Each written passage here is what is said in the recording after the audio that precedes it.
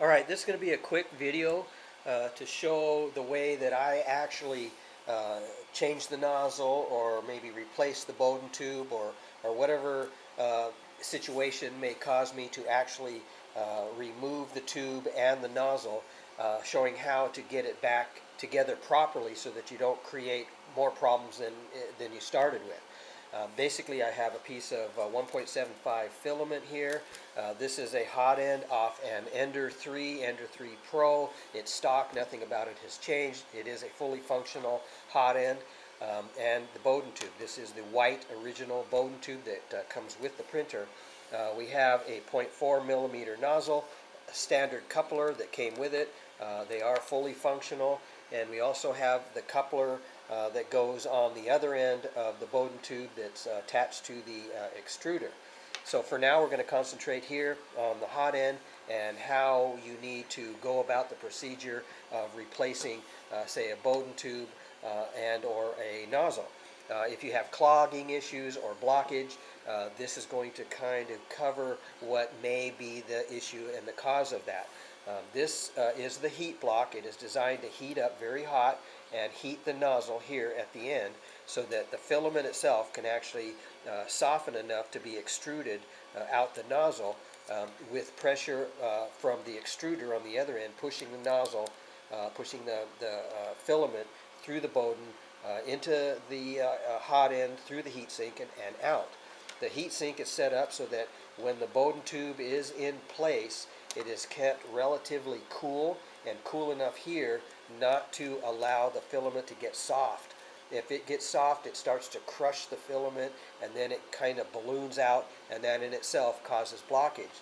So basically, be absolutely sure that the cooling fan that is constantly on is working to the best of its ability. It has to be cooling it properly, or you will create a problem because the filament itself will start to fatten up and balloon out, and then slow the extrusion down. I'm going to go ahead and remove the nozzle. This is, again, a 0.4 millimeter nozzle. It's standard. It's brass. You can see it's clean, never been used. This here is the coupler. And what it is it's designed to hold the Bowden tube flush up against the nozzle and firm up against there, because if you have any kind of gap between the point of where the Bowden tube presses firmly, continuously up against the nozzle, you will create a gap. If there's a gap for any reason, then filament can escape and come out through where the gap is, and then come out through the Hotend and out through the heat block here itself. If this in itself, if the connection or if the marriage between the Bowden tube and the nozzle are secure and solid and flush, then there's no way filament can escape through the Bowden tube or the nozzle. It has to go all the way through and out. So any kind of leakage around here would be more than likely caused because filament is coming out of a gap that is here. We're going to cover how to keep that from happening. As you can see, the Bowden tube does indeed fit straight through. This is a pass-through, a metal piece here. There's a space here. It's so the Bowden tube has a place to go. It can actually go straight through. And you want this Bowden solidly held in place up against the nozzle with this coupler. And it does indeed work well when used properly. So I'm going to thread this in here. And what I want to show you is that when this is on there firm, and say the nozzle is on there as well and firmed up, and again, if the filament goes through here and the Bowden and the nozzle are firmly up against each other, the filament has no choice but to go straight through and not out the sides of the nozzle or any place above the Hotend or anything like that. So I'm going to firm this up. I'm going to start pushing the Bowden tube through here. There's a set of teeth in here that keep the Bowden tube from backing out. You do not want the Bowden tube backing away from the nozzle once it is factory installed properly. Okay, so I'm going to push this in. You can see it kind of stops about right here, the set of teeth. So I'm going to go past the locking teeth. You can feel it go past. Okay, there we go. Now we're moving in, and I'm going to push it in right up against the nozzle. We already know the Bowden tube goes straight through. But the fact is there might be a little bit of play here that you need to relieve that. You need to make sure there's no play. Once you push this in, if there's any play left at all in the Bowden, you're going to get back to having that gap. So to relieve that, to make sure that you don't have that problem, you push this up against the nozzle, make sure it's touching. Do this all while it is hot, because if there's any filament in there, you don't want that causing the Bowden or the nozzle from threading in the way it's supposed to. So while it's warm, push it in up against the nozzle, back the nozzle out about maybe 1.5 turns so that now there's a gap, and you need to continue to push that in. You will feel it go in the rest of the way. And what that means is any slop that is going to be created here due to a bit of hysteresis in the mechanism in the coupler, now you thread the nozzle up against the Bowden tube. You go the other way, okay? So now you know this is locked in, you know this is threaded right up against the Bowden the way it's supposed to, and there is going to be no gap between the tube and the nozzle. There's just physically can't be any gap there. Okay, so again, the filament will go straight through a relatively cool heat sink. It's not cold, but it's cooler than, of course, the nozzle, so that the filament kind of stays relatively solid while it's being pushed through. So as long as it's being pushed through, it's solid, it's firm. It now is being heated at the hot end here and through the nozzle. So I'm going to go ahead and back this out again, and I want to show you another thing. If you ever decide that you want to change the tube, you logically would press this locker in and then pull it out this way. This particular coupler does not work as good, or in that case, as well as this one. These are two different couplers.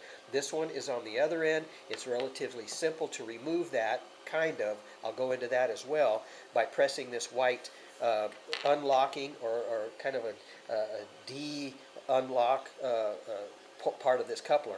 But I'll cover what you need to know about that as well. So since this unlocking ring on this, in my mind, it's very difficult to actually unlock it and pull it out in this direction. So what I end up doing is making sure the nozzle's here, and I'll push it through all the way this way. I want to come through and go the direction that the locking teeth are actually facing. So now it's out, and in order to do that, of course, you would have to remove the coupler from the other end. The one that's on the extruder, you would have to remove that anyway, set it aside, and then push the tube through, pull it all the way out so you're back to the original end. If for whatever reason the temperature gets too hot and this starts to degrade and fall apart or go bad, a clog could start to develop right here as well. To get rid of that bad part of the tube, you take out the coupler like this, and you want to cut that flush. There are many schools of thought on how to do that, but in this case, I don't want to have to print something to be able to cut this. So what I'll do is I'll use the existing coupler that goes here. I'll start it through.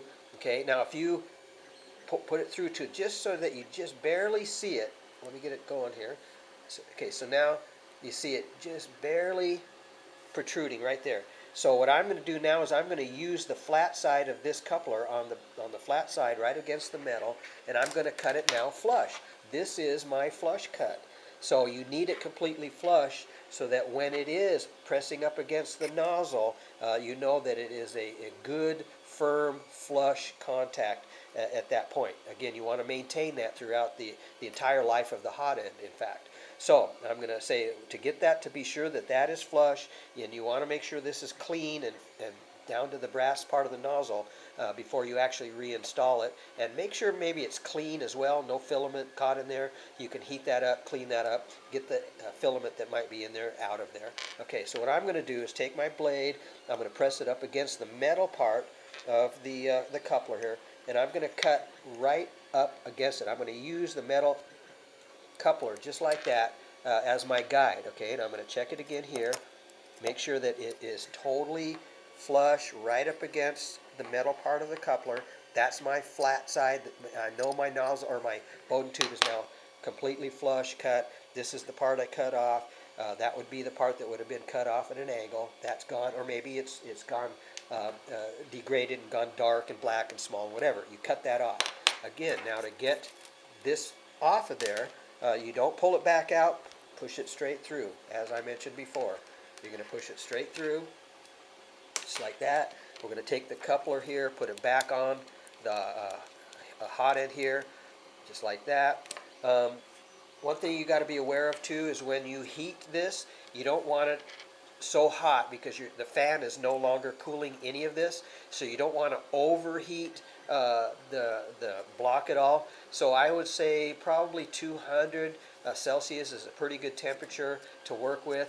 Um, it sort of depends on how you feel it should be, but it should be hot, but not overly hot, because the fan is no longer blowing on this because you have removed it to get to it in the first place.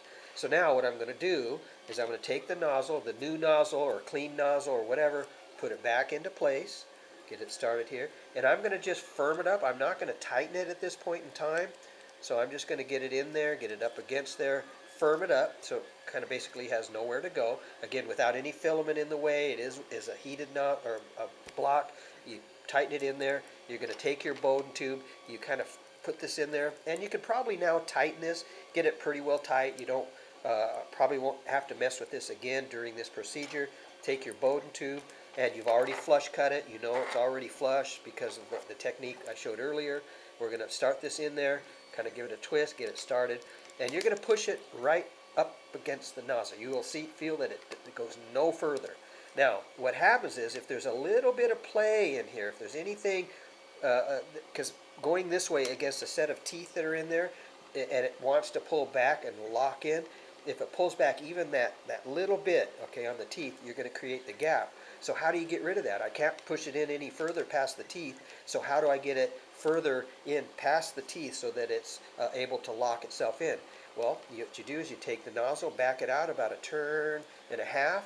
Okay, so now there's a gap been created right there because I have backed the nozzle out away from the tube, and now I'm going to take up that little bit of distance that was could have been created because of the little bit of slop in the hysteresis part of this coupler. So you'll feel it go in just a notch more.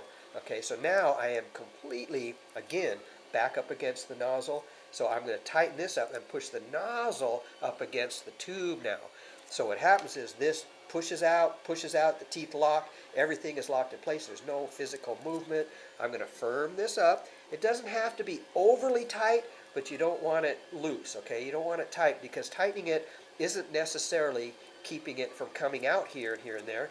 The fact it doesn't come out is because the two pieces, the Bowden and the nozzle, are so closely married, they're so closely fused together firmly that there's no possible way filament could come out between the two. It just has to pass through from the Bowden through the cooled heat sink, through the space here and out. There's no way filament has any path outside of this other than in and out. Okay, so I'm hoping you can understand what I'm trying to say here. Is just make sure that everything's flush cut. You back this out just a little bit, push it in the rest of the way, and then tighten the nozzle up against the Bowden tube on the inside, so that it basically is a good fit for the filament. You don't want it too tight because you don't want the nozzle crushing the tube on the inside, making it small just because of the pressure. So you want to be able to feed the filament in there and make it come out the other side. In fact, I'm going to go ahead and grab a sample here just because we're running a video. I'm going to go ahead and take this here, take this off. I'm going to remove, take my cutters here. I'm going to cut just a little piece of filament off here, and I'm going to feed it through the far end of the tube here so we can actually see it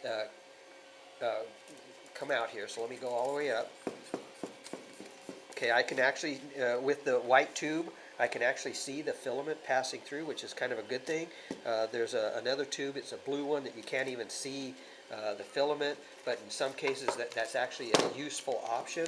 So I can see it meeting the coupler. It's now, I feel, is right up against the nozzle. So what I'm going to do is verify that the filament actually is in the nozzle or up against the nozzle. So I'm going to remove it. Okay, so I'm unthreading the nozzle, and you should be able to see just a little bit right there. So this part of it is already past the Bowden and the nozzle area right there. So that amount would already now be in the nozzle, already passed. Again, putting this back will press itself right flat flush up against the Bowden tube. I might just test again. I might just put it in here, firm it up, back it off, push this in, and then tighten it up. Okay, so now it's pretty much for sure that everything is back to factory setting the way it's supposed to.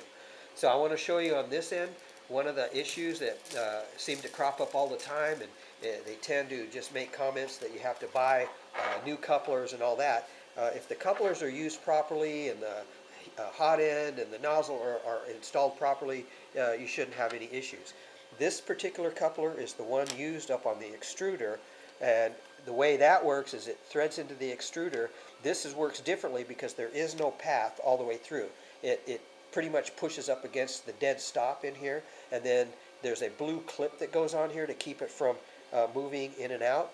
But the way people tend to do this, and they do it incorrectly most of the time, or it seems like whenever they come to get some explanation and why the tube keeps popping out, is because it was never installed correctly in the first place. So right now I feel there's an area here that I feel the teeth that are in here. There's also locking teeth. I can feel it there. So if I take this out and look at it, I have at least that much more to go. I haven't even installed it correctly. So I need to go past the set of teeth that are located right about here. And once you do, once you press that in, you're going to go in another, I don't know, maybe an eighth to a quarter inch in. And the little teeth in there are going to produce little bitty bite marks on here. If you don't see any tiny little bite marks, you never got it in properly.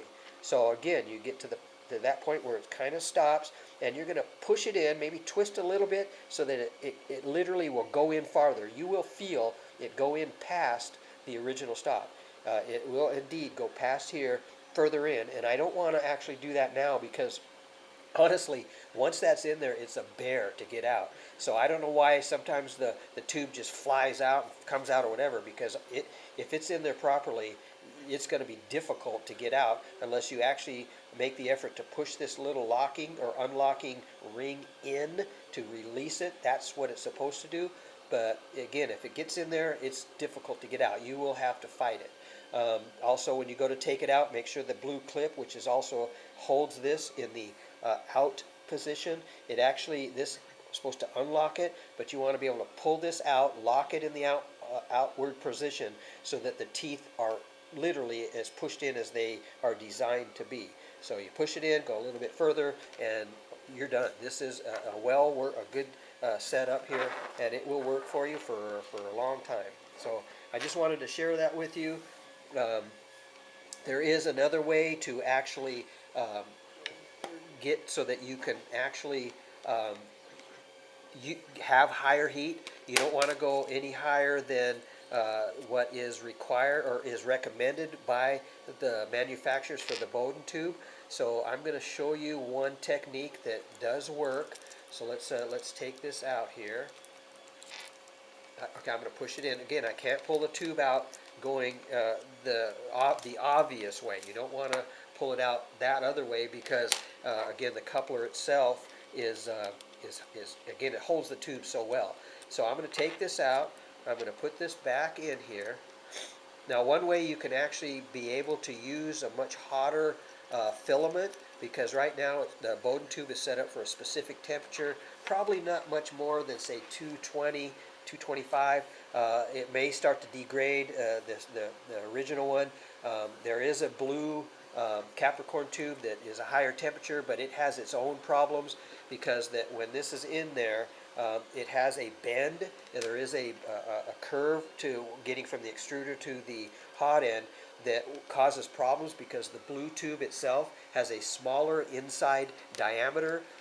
This is a piece of the blue tube. It actually has a smaller inside diameter than the original. So if you want to still go with the higher temp filament, what I do is I take a small piece of blue higher temp tube and place it inside the hot end itself. So now it's taking up the heat that would be right up against the nozzle.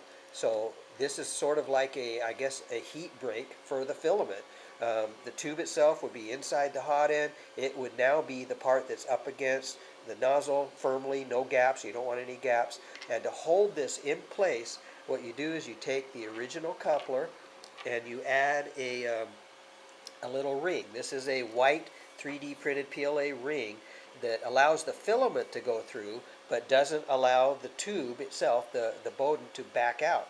So what you do is you put this in here. This is actually designed to fit just inside there, okay, and with the flat end to the side. And now this Bowden tube, the white one, actually just rests against there. It doesn't even have to press anymore because that's the job of the blue tube, the one that takes up the gap there, okay. So you're going to thread this in, and I want to show you what will happen here. And I've already pre-cut the blue tube to a specific size. It is actually specifically cut to size so that when it is placed in here, it's now pressing up against that white O-ring or that white spacer inside there. This is firm. You have your white spacer, you've got the tube, and now when this threads in, it now will hold that tube in place forever and remove this gap. This is what's done. Once that's tight, now that blue tube is locked in there. It's not going to move up and down because of everything that's happening between here and there. It's firm up against there. The filament can pass through there without coming out, like I mentioned earlier. And now this tube can literally just be pushed in and stop. You don't have to go through the same procedure. Let me make sure. So right now, this white tube is up against the blue tube, and it's good. It doesn't even need the ring anymore because that's not what's keeping the gap from happening. What's keeping the gap from being created here is the nozzle pressing up against the tube inside, the blue one, and the little spacer and coupler. So those three things are happening to hold that blue piece in place. So now what will happen is you'll have your filament. It goes through your Bowden tube, okay, around the curve, and it's now going through the original Bowden tube, what it was designed to do in the first place, because you kind of want to keep that aspect of the printer. So the delivery is still the white one. It's now gone through the blue one, and it's now past that point. So let's make sure that it does indeed go past there. Let's make sure, flip this around here. Okay, so there you go. So once it's slid in, now we have the filament going through the blue tube, and now it's all the way through. It's through this area here between the tube and the nozzle, and so there we are. So we have that going for us. It's actually in there now through the blue tube, out through the nozzle, and everything's good. So you can see the blue tube is right there, and it's firm. You can see everything moves as it's supposed to. Okay, so there you go. So that's my procedure for getting all that together. Sorry it took so long, but there's been so many issues with this particular problem. I thought it would be best to explain it to the best I can. There was no edits in the video. As you see it is as it works. So thank you for watching, and I hope you get happy printing, and down the road when something happens here you have no issues with it, and it's easily fixed. Thank you.